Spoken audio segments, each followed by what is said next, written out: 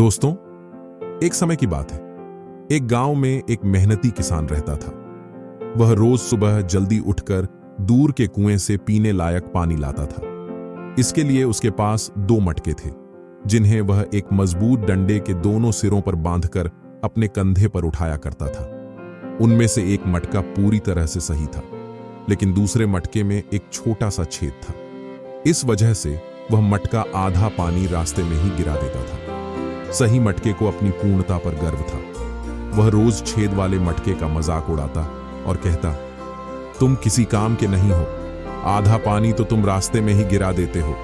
तुम्हारी वजह से किसान की मेहनत बेकार जाती है। काश तुम कहीं गिरकर टूट जाते तो किसान को तुम्हारी वजह से नुकसान न उठाना पड़ता। ये ताने सुनकर छेद वाला मटका बहुत दुखी हो जाता था। उसे लगता था कि उसकी कमी की वजह से किसान की मेहनत बेकार जा रही है। एक दिन वह मटका रो पड़ा। किसान ने जब उसे रोते हुए देखा तो हैरान होकर पूछा, क्या हुआ दोस्त, तुम क्यों रो रहे हो? मटका दुखी होकर बोला, मालिक, मुझ में जो छेद है उसी वजह से मैं आधा पानी रास्ते में गिरा देता हूं। आपकी मेहनत मुझसे बर्बाद हो जाती है।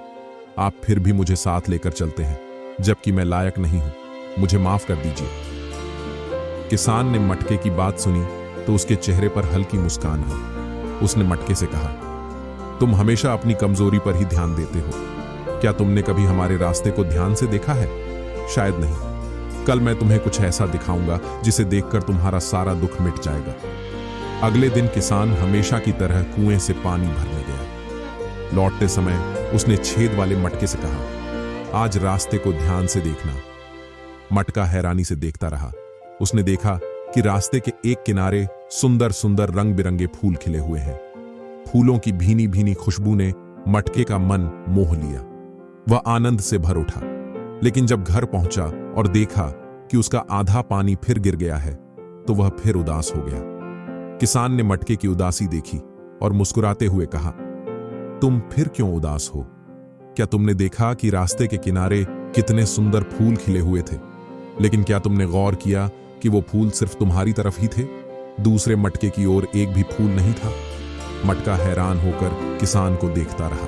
किसान ने आगे कहा, मुझे पहले से पता था कि तुम में छेद है, इसलिए मैंने उसी तरफ फूलों के बीज बो दिए थे। तुम रोज लौटते समय उन बीजों को पानी देते रहे और आज देखो कितनी सुंदरता से वो बीज फूलों में बदल गए हैं। लोग उस रास्ते से गुजरते हैं तो इन फूलों की खूबसूरती और खुशबू से आनंदित होते हैं। अगर तुम में वह कमी नहीं होती तो ये सुंदरता भी नहीं होती। मटका चुप हो गया। अब उसकी आंखों में आंसू नहीं बल्कि खुशी के मोती थे। दोस्तों, इस दुनिया में कोई भी इंसान परफेक्ट नहीं होता। हर किसी में कोई ना कोई कमी होती है, लेकिन वो कमी भी किसी न किसी खूबसूरती को जन्म देती है। जरूरी है कि हम अपनी कमजोरियों को स्वीकारें और जानें कि किस तरह हमारी विशेषताएं भी दुनिया को खूबसूरत बना सकती हैं। क्योंकि अधूरेपन में भी छुपी होती है सुंदरता, बस नजरिया बदलने की जरूरत होती है।